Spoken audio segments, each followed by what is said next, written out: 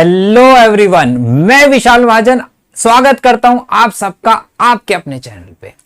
जैसे कि आप सबको पता है कि सीबीएसई ने एक नया एडिशनल सैंपल पेपर हमारे लिए गिफ्ट में इशू कर दिया है। सरप्राइज देने की सीबीएसई की पिछले कुछ सालों से आदत हो चुकी है, तो सीबीएसई ने इस बार हमें जल्दी सरप्राइज दे दिया, क्योंकि ये सरप्राइज एडिशनल सैंपल पेपर का पिछले साल बहुत लेट दिया था। और इसको देखने के बाद जिन्होंने नहीं भी देखा उन्होंने सुन लिया कहीं ना कहीं से कि पेपर तो बहुत मुश्किल है सर, ये तो हो ही नहीं रहा सॉल्व। क्या 2024 का पेपर भी मुश्किल आएगा इस पेपर की तरह? पहली बात तो बेटा जी, अभी तक आपने सिलेबस कंप्लीट ही नहीं किया है, तो आप कैसे कह सकते हो कि पेपर बहुत मुश्किल है? तो पहले हम ये देखते हैं कि जो सीबीएसई ने पहले सैंपल पेपर इशू किया था, क्योंकि बहुत सारे क्वेश्चंस हमारे दिमाग में चल रहे हैं, क्या पुराने और नए पेपर का पैटर्न चेंज हो गया? बहुत सारे लोग कह रहे हैं पेपर का पैटर्न चेंज हो गया है, उसका लेवल आसान था, ये मुश्किल है, इसका आसान है, वो पिछला मुश्किल है, 2024 का पेपर मुश्किल आएगा। ये सारी बातों को हम एक एक करके देखते हैं। सबसे पहला हम देखते हैं, क्या पेपर का पैटर्न चेंज हुआ है? क्या हमें अब किसी और तरीके से पढ़ना है पहले वाले सैंपल पेपर के अलग से?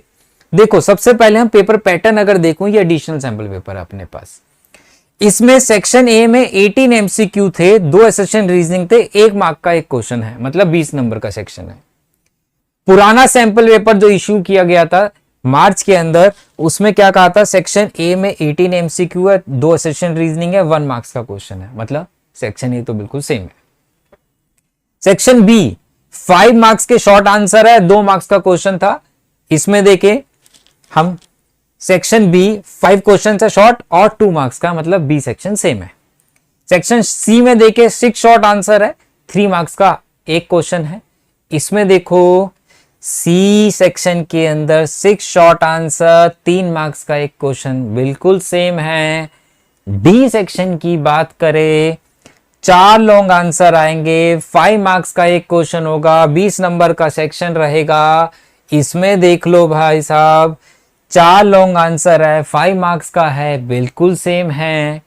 सेक्शन ई में 3 बेस, सोर्स बेस और केस बेस क्वेश्चंस बनेंगे। हमारे पास 4 नंबर का एक क्वेश्चन रहेगा, मतलब 12 नंबर का सेक्शन है। पुराने वाला भी 12 नंबर का सेक्शन था, 3 बेस क्वेश्चंस थे केस वाले। तो इसका मतलब क्या हुआ भाई? पेपर पैटर्न तो बिल्कुल सेम रहने वाला है, हमारा बिल्कुल भी चेंज नहीं हुआ है। एक बात तो हमें क्लियर हो गई। दूसरी बात, आप लोग क्या गलती कर रहे हैं? आप लोग सब्जेक्टिव पे तो ध्यान दे रहे हैं, लेकिन एमसीक्यू, असिस्टेंट रीजनिंग और केस बेस तो दूर दूर तक सॉल्व ही नहीं कर रहे, जबकि 12 मार्क्स का हमारा केस बेस्ड क्वेश्चंस रहने वाले हैं और 20 मार्क्स के एमसीक्यू प्लस असिस्टेंट रीजनिंग रहने वाले हैं।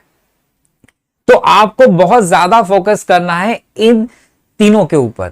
जितने चैप्टर्स आपने कर लिए, इनके केस बेस्ड ढूंढो, क्वेश्चंस को ज्यादा से ज्यादा सॉल्व करो, एमसीक्यूज को ज्यादा से ज्यादा सॉल्व करो, ताकि आप एग्जाम में बहुत अच्छा परफॉर्म कर पाए। अब बात आती है, क्या सर सैंपल पेपर अब वाला जो आया, नया वाला सैंपल पेपर आया, वो पहले वाले से मुश्किल है?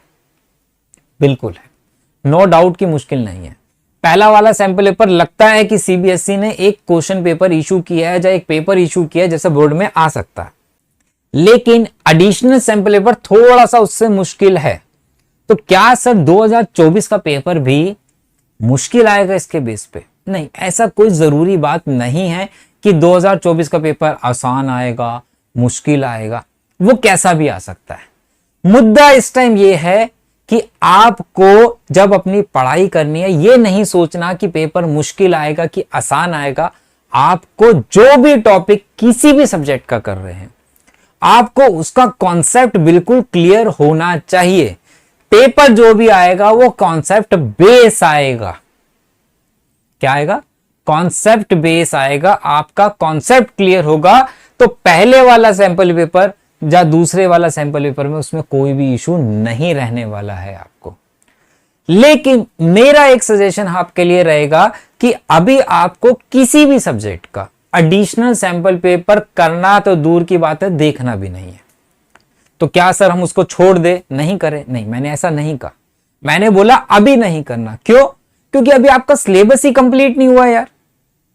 जब सिलेबस ही कंप्लीट नहीं हुआ तो उसको बीच बीच में से थोड़ा करोगे, एक कर लिया, दूसरा छोड़ दिया, तीसरा कर लिया, फोर्थ छोड़ दिया, आपको तो लगेगा मुश्किल हुआ। आपको कब करना है, पहले आप अपना सिलेबस कंप्लीट कीजिए, ज्यादा से ज्यादा कॉन्सेप्ट क्लियर करके ज्यादा से ज्यादा क्वेश्चन प्रैक्टिस कीजिए, देन आप chapter wise previous year question करो, फिर 5 सैंपल पेपर्स और एक सीबीएसई का सैंपल पेपर, ये 6 सैंपल पेपर्स करने के बाद जब ये सब हो जाए, दिसंबर हो चाहे वो जनवरी हो, फिर आप एडिशनल सैंपल पेपर को ओपन करेंगे और क्वेश्चंस को लगाएंगे तो आपसे ज्यादातर क्वेश्चन सॉल्व हो जाएंगे। हाँ, कुछ क्वेश्चंस में प्रॉब्लम आएगी क्योंकि थोड़े से टिपिकल है, लेकिन ज्यादातर क्वेश्चन सॉल्व आराम से हो जाएंगे, थोड़ा सा अगर आप दिमाग लगाएंगे तो। हाँ, यहां पे एक चीज मैंने देखी दोनों पेपर के अंदर कि कॉमर्स वाले बच्चे को थोड़ा सा नुकसान हो रहा है। क्यों? क्योंकि कुछ क्वेश्चंस में ना थोड़ा बहुत यहां पे फिजिक्स यूज किया गया है, लैंग्वेज तो क्वेश्चंस आसान है, जैसे यहाँ पे फिजिक्स यूज किया, KN आ गया, ठीक है, फोर्स आ गया, यहाँ पे भी एक दो क्वेश्चन इसमें मास की बात कर रहा है न्यू सैंपल पेपर के अंदर। तो कॉमर्स वाले बच्चे ने यार ये पढ़ा नहीं है, 10th तक कुछ पढ़ा था, 11th 12th में वो तो भैया अकाउंट्स और बिजनेस स्टडी इकोनॉमिक्स में फंसा हुआ है, तो यहाँ उसका कॉन्फिडेंस थोड़ा सा पेपर देख के लगता है उसको कि ये क्या आ गया, मैंने तो ऐसा कुछ पढ़ा नहीं था। तो इस पे थोड़ा सा हमें काम करने की जरूरत है कॉमर्स वालों को। बाकी अगर आप अपने कॉन्सेप्ट को क्लियर करते हैं तो आप हर चीज कर लेंगे। तो फिर से बोलूंगा, आपको ये नहीं सोचना है कि पेपर कैसा आएगा, हमें अपनी तैयारी को मजबूत करना है, बढ़िया करना है बस। इसके बाद भी आपके मन में कोई भी डाउट रहता तो कमेंट बॉक्स में कमेंट करके मेरे से पूछ सकते हैं। चलिए मिलते बेटा नेक्स्ट वीडियो में, बाय बाय, टेक केयर।